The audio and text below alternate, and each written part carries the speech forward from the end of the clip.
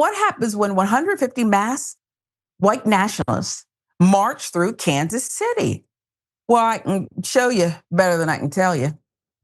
It is not honorable to recall their sacrifice while forgetting that country for which they fought and died.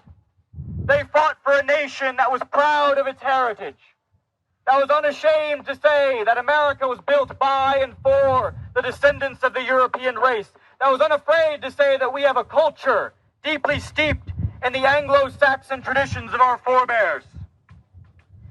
Did our ancestors storm the forests of the Argonne, the beaches of Normandy, or the cliffs of Okinawa, so that their grandchildren and their great-grandchildren could be despised minorities in their own home, driven from the cities they built, denied the very same rights they were supposedly dying to protect?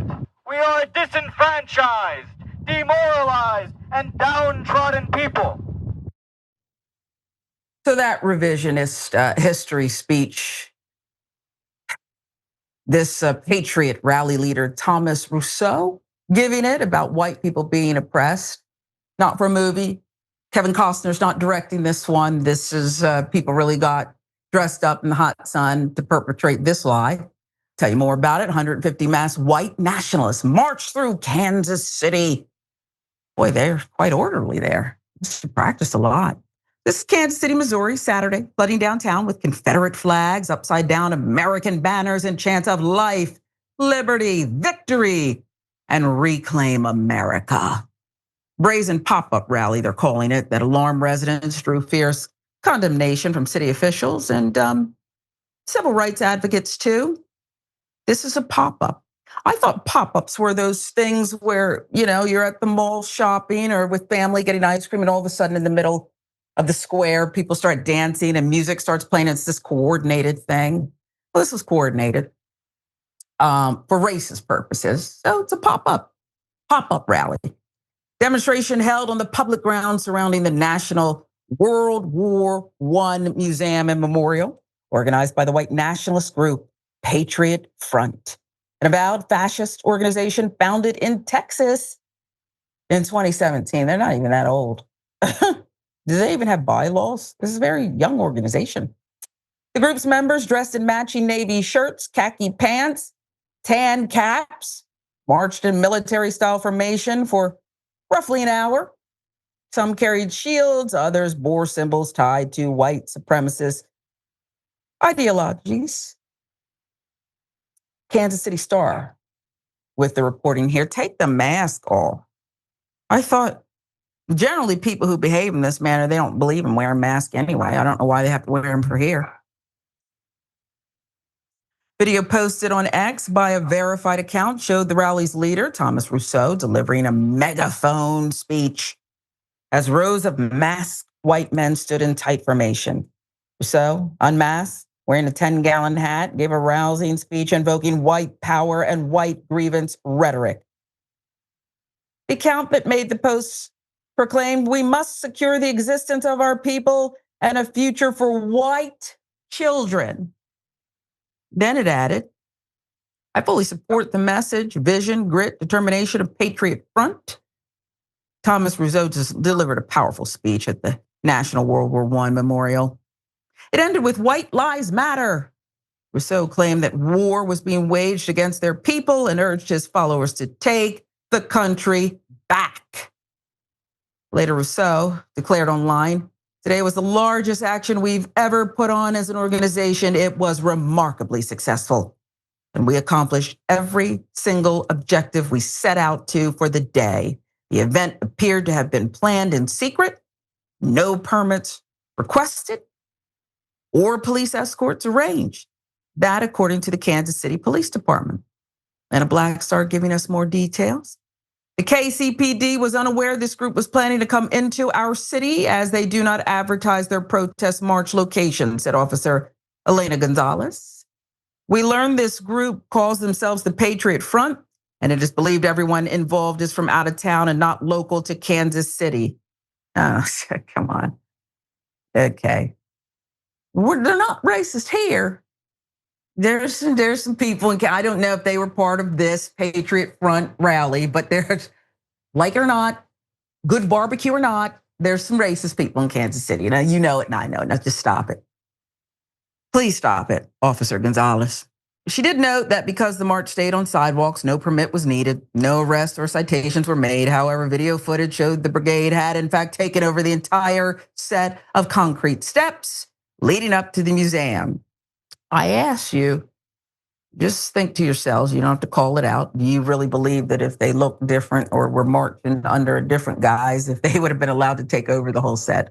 Of steps, I don't think so, but that's just me. Let's get to the Kansas City mayor, Quentin Lucas, responded strongly in a post on X. Here it is. While the First Amendment provides the right to bring any message to Kansas City, we know that our diversity, our welcoming community, and our respect for the rights of all reject whatever hate and cowardice come our way. Museum officials quickly distanced themselves from the demonstration, whatever that means. So here we are again. I struggle, Yas, because they go back and forth of do you even give these clowns playing dress up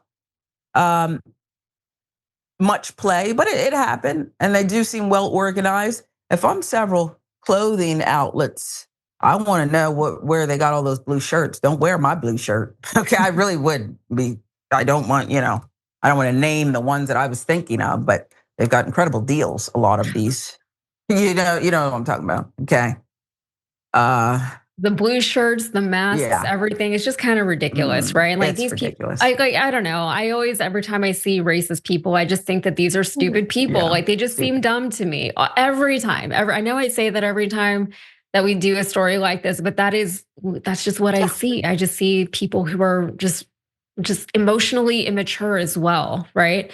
This revisionist history that you mentioned that we heard coming from them too, that was so interesting to me because I really believe that studying history is wildly important, not just for the individual, but for all of us, right? I think it teaches humanity and empathy. It's like a psychological examination of what humans are and who we were and what we're capable of, both good and bad. And obviously it informs us of what can and will happen if certain things happen first. The study of history is pattern recognition, right? You're looking for similar things. You're making comparisons all over the place. And you're seeing that a lot of human history is very, very repetitive, right? Nothing that's happening now is unique apart from like the very modern technology and on which all of this is happening. But the humanity of it is not unique. I think most people are better off for studying history and then delving into the actual stories of the people who were involved in all of these, events that we keep hearing about. But then there are people who, despite how good their educations are, they will extrapolate what they want from the history. They will interpret things based on their own existing beliefs and prejudices, and they'll see everything through that racist or otherwise discriminatory lens. And that is what we're seeing here, right? These people said they want to reclaim America. From who, right? They want victory over who? These people are so convinced that they are disenfranchised. It really, puts into perspective that all of these things are very, very relative. And again, like they just come across as very uneducated to me. If they can look at the world today and if they can look at the world and what it once was and see themselves as the disenfranchised, then I don't know what to tell you. Like, there's nothing that any of us can say to convince them otherwise. At the same time, whenever you have people like me, a brown woman, telling these white men that you don't have anything to be upset about, that's what they don't like, right? Because they say, how do you know? You don't know what my life is like. You don't know what it's been. I mean, I don't want to say that I know, but I do know what it's like to be a minority. I do know that a lot of things that minorities deal with, I have a white husband. He just doesn't have to deal with certain things, like I know like that much, right? And I can try to empathize as much as I can, but at the same time, they're not willing to do the same thing. Obviously, they're not. Otherwise, they wouldn't feel the way that they feel. At least not as not be so entitled about it. So. Yeah, I wonder what these rallies are really for. Fear, recruitment, to remind you that we're here. I don't know. We know you're here, boo. I mean, I do think that they feel some type of way. I don't doubt that they feel disenfranchised. I don't doubt that they're afraid that the landscape of the world that they're used to is changing, right? I think that's something that a lot of people can deal with, right? I don't love the modern world. I wish I could go back 2 decades, but I can't, And that is a reality that we all have to deal with because that's just life, So just grow up and deal with it and find your new place in this new world that we're all living in. Yeah. It's called evolving. Mm-hmm. And just because what was, taken and given by birthright with some is evening out a little bit. Okay, let's not get it twisted here. Doesn't mean that you need, to flee South Africa because blacks are now allowed to farm or something. It's very strange, very strange. But if you want to keep doing this propaganda, it's your right, as the Mayor Quinton said in Kansas City, and good luck to you. Okay, not really. I don't really try to empathize with these suckers and losers. If you can't make it in America and you look like that, and I'm not suggesting that people don't have it hard. People have it hard, all colors. Okay, because there's the haves and the have-nots, and they're using culture wars to keep us separated. So you can't see clearly. Got it, loud and clear. But at the end of the day, where there's a will, there's a way. And look at the Chrisleys. Okay, here's a reality TV family living the American dream. They stole, they cheated, they frauded, and now they're finally free and their slate is wiped clean. Yeah. America, look at your life.